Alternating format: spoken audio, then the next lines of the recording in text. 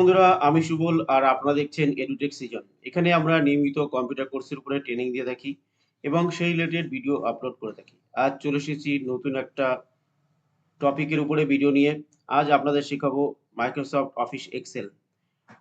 এই Microsoft office Excel এর basic কিছু টপিক নিয়ে, বেসিক কিছু আলোচনা নিয়ে আপনাদের সঙ্গে আজকে শেখাবো, আপনাদেরকে শেয়ার করব। যেমনটি আপনারা এখানে স্ক্রিনে দেখতে পাচ্ছেন যে মাইক্রোসফট অফিস এক্সেল এখানে খোলা আছে। তো কিভাবে আমি খুলবো, কিভাবে আমি মাইক্রোসফট অফিস এক্সেল ওপেন করব এবং নতুন শীট এখানে দেখতে পাচ্ছেন শীট 1 লেখা রয়েছে এবং নতুন শীট কি করে আনবো, শীট কিভাবে ডিলিট করব এবং শীট রিনেম করব কি করে এবং শীট হাইড করব কি করে, এগুলো আজকে শিখবো। আর তার সঙ্গে শিখবো মেনু বার গুলো। এক্সেল এর যে মেনু বার রয়েছে, যে ট্যাব গুলো রয়েছে, হোম ট্যাব, ইনসার্ট ট্যাব, এই ট্যাব গুলো সম্পর্কে জানবো। তো চলুন শুরু করা যাক আজকের টপিক। আর এই টপিকটি যদি আপনাদের ভালো লেগে থাকে অবশ্যই চ্যানেলটিকে শেয়ার করবেন, লাইক করবেন, সাবস্ক্রাইব করবেন এবং অবশ্যই ভিডিওটি শেষ পর্যন্ত দেখুন।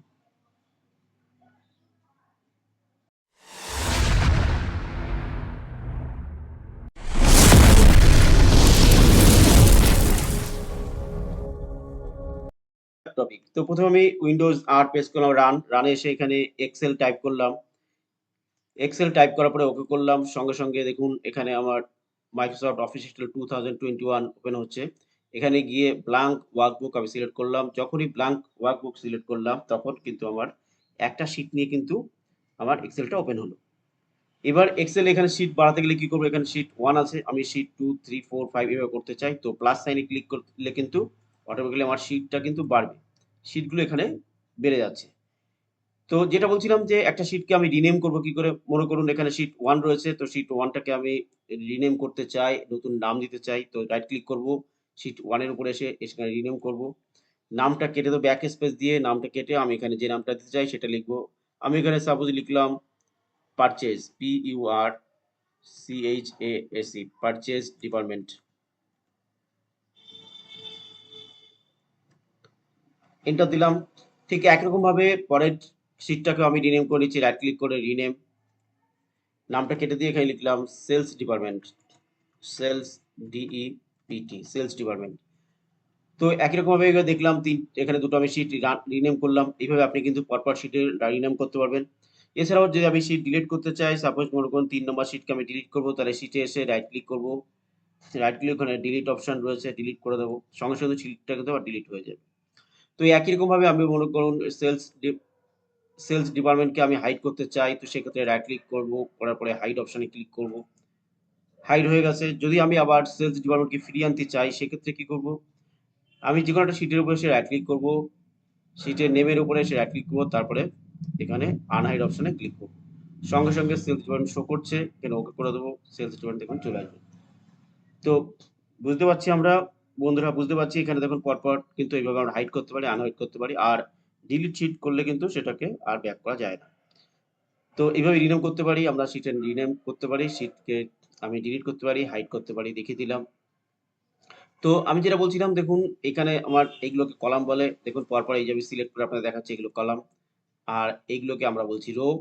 তো এরকম কলাম, রো একটা শিটের মধ্যে কতগুলো আছে দেখুন এখানে আনলিমিটেড শিট কিন্তু আমরা আনতে পারি। এখানে আনলিমিটেড শিট আনতে পারি। আরেকটা কথা সেটা হচ্ছে প্লাস সাইন ছাড়াও, প্লাস সাইনে ক্লিক করে নতুন শিট আসবে ঠিকই। কিন্তু এছাড়াও আমরা শিট আনতে গেলে শর্টকাট কির মাধ্যমে শিট আনতে পারি। Shift shift plus F11, shift plus F11 keyboard থেকে প্রেস করলে কিন্তু নতুন শিট আসবে। আমি দেখুন এখানে কিবোর্ড থেকে শিফট প্লাস F11 প্রেস করেছি, সঙ্গে, সঙ্গে নতুন শিট চলে এসেছে। তো আমি আরেকবার প্রেস করছি এখানে শিফট প্লাস F11, সঙ্গে, সঙ্গে দেখুন শিট 7 চলে এসেছে। তো এইভাবে কিন্তু আমরা শর্টকাট কির মাধ্যমেও শিট আনতে পারি। তো যেটা বলছিলাম আপনাদেরকে এরকম column A, B, C, D এগুলো কলাম শো করছে। আর এদিকে নিচের দিকে 1, 2, 3, 4 রো শো করছে। তো এরকম একটা শিটের মধ্যে কতগুলো রো, কতগুলো কলাম আছে।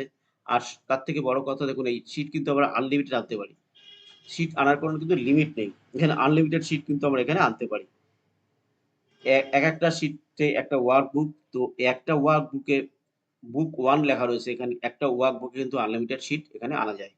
তো একেকটা শিটে কতগুলো রো, কতগুলো কলাম আছে সেটাই বলছি একবার দেখুন। একদম কর্নার যেটায় আছে সেটির কর্নারে সিলেক্ট করার পরে মাউসের লেফট ক্লিক চেপে ধরলে কিন্তু দেখুন এখানটায় শো করছে 10,38,576। এখানে রয়েছে রো। 10,48,576 রো, আর কলাম রয়েছে কিন্তু আপনার 16,384। তো এটা আমি কি করে দেখে নিলাম যে একটা শিটের মধ্যে কতগুলো রো কতগুলো কলাম থাকে। আপনি জাস্ট একদম শিটের কর্নারে আসবেন, এসে মাউসের লেফট সাইডে চেপে ধরবেন, সঙ্গে সঙ্গে কিন্তু আপনার বক্সে, সেল বক্সে বা নেম বক্সে এখানে কিন্তু শো করছে।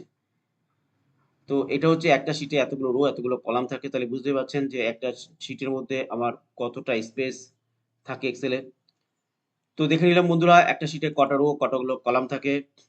তো এবার চলে আসছি আমি প্রত্যেকটা ট্যাব সম্পর্কে। এখানে হোম ট্যাব আছে, এটা ইনসার্ট ট্যাব, এটা page layout tab, formula tab, data tab, review tab. প্রত্যেকটার মধ্যে আবার যেমন আমরা ওয়ার্ডে শিখেছি যে প্রত্যেকটার মধ্যে আবার এখানে ডায়ালগ বক্স থাকে, ঠিক একই রকম ভাবে শিটের মধ্যে এক্সেলের মধ্যেও কিন্তু হোমের মধ্যে ডায়ালগ বক্সগুলো পরপর আছে। তো বন্ধুরা আজ এই পর্যন্তই। তো বন্ধুরা এই ছিল আজকের টপিক। যদি ভিডিওটি ভালো লাগে তাহলে অবশ্যই ভিডিওটিতে একটি লাইক কমেন্ট শেয়ার করবেন, আর এই রকম ভিডিও সবার আগে পেতে চ্যানেলটিকে সাবস্ক্রাইব করে যাবেন।